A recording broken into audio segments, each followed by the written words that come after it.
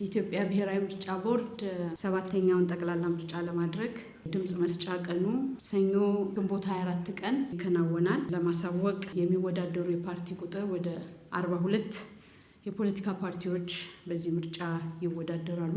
ሁለቱ በጥምረት በአንድ ጥምረት ውስጥ 8 የፖለቲካ ፓርቲ በሌላ ጥምረት ውስጥ 4 የፖለቲካ ፓርቲዎች ይገኛሉ። እንደገና በአንድ ግንባር 4 የፖለቲካ ፓርቲዎች አሉ። በድምሩ ወደ 10438 እጩዎች ለሰባተኛው ጠቅላላ ምርጫ ይወዳደራሉ። ከዚህ በተጨማሪ 80 የግል እጩዎች ይወዳደራሉ። ወደ 19 የክርክር መድረክ ተካሂዷል። ይሄም በ8 መገናኛ ብዙሃን ወይ ሚዲያዎች እንዲተላለፍ ተደርጓል። በ5 ቋንቋ በሶማሊኛ፣ በአፋር፣ በአማርኛ፣ በሲዳማና በኦሮሚኛ በክልል ሬዲዮና ቴሌቪዥን ጭምር ይሄ ክርክር ተካሂዷል። 782 አየር ሰዓት በሬዲዮ ወደ 570 በቴሌቪዥን ወደ 576 ሰዓት የሆነ በጋዜጣ አምዶች ላይ በ50 ሚዲያዎች ፓርቲዎች እንዲጠቀሙ ሀሳቦቻቸውን ፕሮግራሞቻቸውን በዚህ የአየር ጊዜ ተጠቅመው ለመራጩ ሕዝብ እንዲያስተዋውቁ ጥረት ተደርጓል። ከዚሁ ጋራ ፖለቲካ ፓርቲዎች በተለይ በዚህ የምርጫ ውድድር ሂደት የነሱ ወኪል በየምርጫ ጣቢያው መገኘት በጣም ወሳኝ በመሆኑ ቦርዱ ለፖለቲካ ፓርቲዎች ወኪሎቻቸውን የሚገቡበት ወደ ምርጫ ጣቢያ ገብተው የምርጫውን ሂደት የሚታዘቡበት የሚመለከቱበትን ከ250 ሺህ በላይ መግቢያ ባጅ ፓርቲዎች ባቀረቧቸው እጩዎች ቦርዱ ለ169 የመራጮች ትምህርት ለሚያስተምሩ የሲቪል ማህበረሰብ ድርጅቶች ፈቃድ ሰጥቶ የመራጮች ትምህርት ሲያስተምሩ ቆይተዋል። ወደ 114 ለሚሆኑት የሲቪል ማህበረሰብ ድርጅቶች ከአጋር ድርጅቶች በተገኘና ከራሱ በጀት ጭምር ገንዘብ ሰጥቷል፣ አከፋፍሏል። ወደ 55 የሚሆኑ የአገር ውስጥ የሲቪል ማህበረሰብ ድርጅቶች በመታዘብ ስራ ላይ የተሰማሩ ከቦርዱ ሰርቲፊኬት ተሰጥቷቸዋል። እነዚህ 55 የሲቪል ማህበረሰብ ድርጅቶች ወደ 1572 አስተባባሪዎችንና ወደ 64770 የሚሆኑ ቋሚና ተዘዋዋሪ ታዛቢዎችን እንደሚመድቡ ገልጸው ለነሱም የባጅ ዝግጅት ተደርጓል። የአፍሪካ ህብረት 59 አባላት ያሉትን የታዛቢ ቡድን እንደሚያሰማራ ተገልጾልናል። በኢጋድ በኩል ወደ 26 የሚጠጉ ዓለም አቀፍ ታዛቢዎች ይሰማራሉ።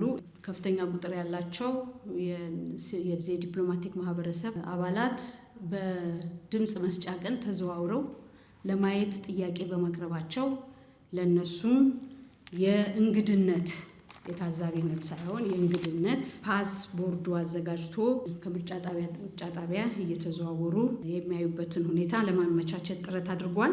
ወደ 68 ለሚሆኑ የሚዲያ ተቋማት ቦርዱ ፈቃድ ሰጥቷል። የሀገር ውስጥ ሚዲያዎች ወደ 56፣ የውጭ ሀገር ሚዲያዎች ወደ 12 ፈቃድ ሰጥቷል። የመራጮች ምዝገባን በተመለከተ ሲሆን የካቲት 28 እስከ ሚያዝያ 14 ድረስ በነበረው የመራጮች ምዝገባ የጊዜ ሰሌዳ 50,514,155 መራጮች ተመዝግበዋል። በሴቶች ወደ 27,390,729፣ የወንዶች ወደ 23,123,426 ነው። በማኑዋል የተመዘገቡት ወደ 45,010,594፣ በዲጂታል የተመዘገቡት 5,503,561 መራጮች ተመዝግበዋል። በአማራ ክልል የተወሰኑ ምርጫ ክልሎች ወደኋላ እንዲዘገዩ ተደርገው ነበረ።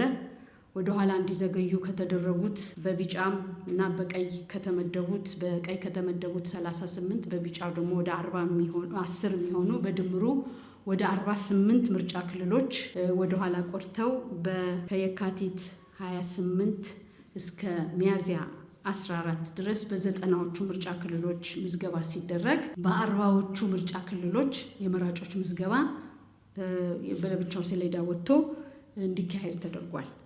በዚህ በተደረገው ምዝገባ በ40 ምርጫ ክልል በ3367 ምርጫ ጣቢያዎች ምዝገባ ተከናውኗል። በዚህ ወደ 3,368,454 መራጮች ተመዝግበዋል ማለት ነው። ከዚህ ቀደም የነበረው 50,514,155 እና ኋላ ደግሞ ዘግይተው የተመዘገቡት ምዝገባዎች ሲጨመሩ ወደ 53,882,609 ያደርገዋል ቁጥሩን። ወደ 20,122 ተማሪዎች ምዝገባ አድርገዋል። የዩኒቨርሲቲ ተማሪዎች የሀገር ውስጥ ተፈናቃይ ባሉበት ካምፕ ውስጥ ምዝገባ ተደርጓል። ወደ 28,632 እጩዎች ተመዝግበዋል። በሚሊተሪ ካምፕ በተደረገ ሚሊተሪ አባላት ወደ 126,498 የሚሊተሪ አባላት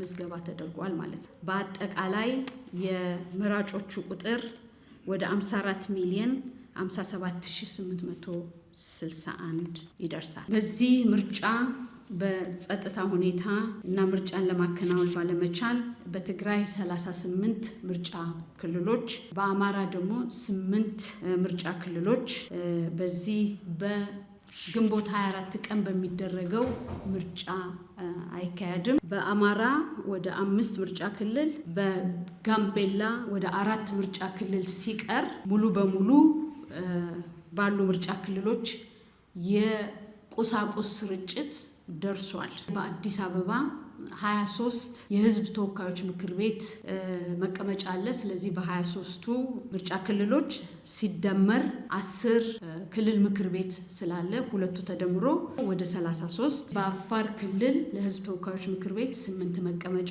ለክልል 24 መቀመጫ ስላለው በድምሩ ወደ 32 ምርጫ ክልሎች። በአማራ ክልል 8ቱ ሳይጨመሩ 130 ለህዝብ ተወካዮች ምክር ቤትም ለክልል ምክር ቤትም 130። በቤንሻንጉል ጉሙዝ ለህዝብ ተወካዮች ምክር ቤት 9 ምርጫ ክልል አለ።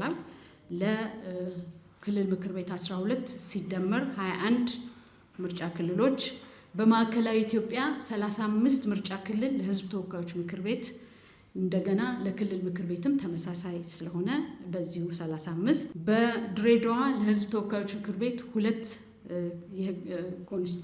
ምርጫ ክልል ሲኖር ለክልል ምክር ቤት 45 በድምሩ 47 ምርጫ ክልሎች። በጋምቤላ 3 ለህዝብ ተወካዮች ምክር ቤት 11 ለክልል ምክር ቤት በድምሩ 14 ምርጫ ክልሎች። ለጋምቤላ 3 ለህዝብ ተወካዮች ምክር ቤት 11 ለክልል ምክር ቤት በድምሩ 14። ለሐረሪ 2 የህዝብ ተወካዮች ምክር ቤት እና 1 የክልል ምክር ቤት በድምሩ 3 ምርጫ ክልል። ለኦሮሚያ ለ178 በህዝብ ተወካዮች ምክር ቤት እና 1 በክልል ምክር ቤት ሲደመር 179 ምርጫ ክልሎች። በሲዳማ 19 ለህዝብ ተወካዮች ምክር ቤት፣ የክልል ምክር ቤቱም ተመሳሳይ ቁጥር ስለሆነ 19። ለሶማሌ 23 የህዝብ ተወካዮች ምክር ቤት፣ ለክልል 49 ምርጫ ክልሎች ሲደመሩ 72 ምርጫ ክልል። ለደቡብ ኢትዮጵያ 49 ለህዝብ ተወካዮች ምክር ቤት፣ 8 ለክልል ምክር ቤት ሲደመር 56 ምርጫ ክልሎች።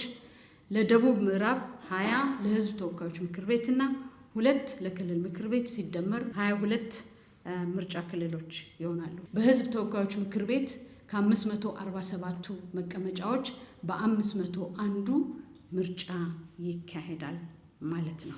ወደ 359,000 የምርጫ አስፈጻሚዎች በምርጫ ጣቢያ ላይ ሲገኙ ወደ 52,000 የሚሆኑ ምርጫ ጣቢያዎች ተቋቁመው በሰኞ ግንቦት 24 ቀን በሚደረገው ምርጫ የድምጽ መስጫው ይከናወናል ማለት ነው።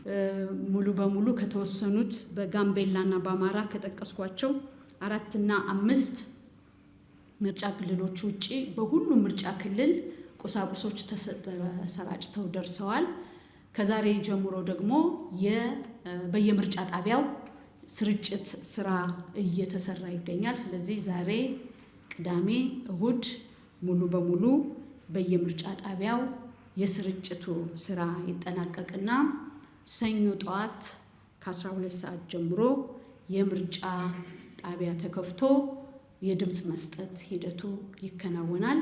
ይህ ሰኞ ግንቦት 24 ቀን ከመሰረታዊ ከሚባሉ አገልግሎት እንደ ሆስፒታል፣ እንደ ሬስቶራንት ካሉት ውጪ ስራ የሚኖርበት ቀን አይደለም። ስለዚህ መራጮች በሙሉ በዚህ ድምጽ የመስጫ ቀን ወጥተው ድምጻቸውን እንዲሰጡ በዚህ አጋጣሚ መልእክቴን ለማስተላለፍ እፈልጋለሁ። ስላዳመጣችሁኝ አመሰግናለሁ።